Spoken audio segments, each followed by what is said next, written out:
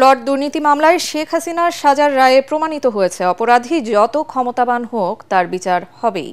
রায়ের তাৎক্ষণিক প্রতিক্রিয়ায় এ মন্তব্য করেন বিএনপির সিনিয়র যুগ্ম মহাসচিব রুহুল কবির রিজভী। জাতীয় প্রেস ক্লাবে ডাক্তার মিলনের শাহাদাত বার্ষিকীর আলোচনা সভায় তিনি বলেন, পাপ বাপকেও ছাড়ে না, প্রতিদিনই শেখ হাসিনার অপরাধের ফিরিস্তি উন্মোচিত হচ্ছে। এতে বিএনপির স্থায়ী কমিটির সদস্য নজরুল ইসলাম খান বলেন, গণ অভ্যুত্থানে বিজয়ের ফসল একমাত্র বিএনপি মানুষের কাছে পৌঁছে দিতে পারবে। জনগণকে বিভ্রান্ত করে যারা আন্দোলনের অর্জনকে নষ্টের চেষ্টা করছে তাদের বিরুদ্ধে প্রতিরোধ গড়ে তোলার আহ্বান জানান তিনি। যারা নিজের দেশে নিজের সন্তান হত্যা করে সবকিছু কি বিচারহীনভাবেই থাকবে? বিচারহীন অবস্থায় থাকতে পারে না। তাই যে মনে করেছিল যে আমি সমস্ত কাজ যাই করব পার পেয়ে যাবে, আমার বিরুদ্ধে কথা বলার কেউ নেই।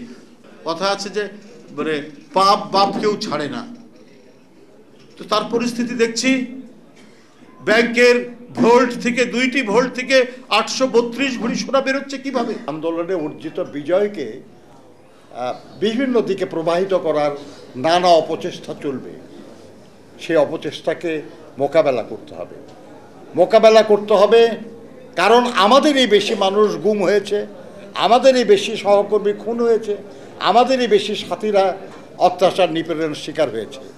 কাজেই তাদের দিকে তাকিয়ে তাদের স্মৃতিকে মাথায় রেখে আমাদেরকে এই যে আন্দোলনের ফসল, এই ফসলটা জনগণের কাছে পৌঁছে দিতে হবে।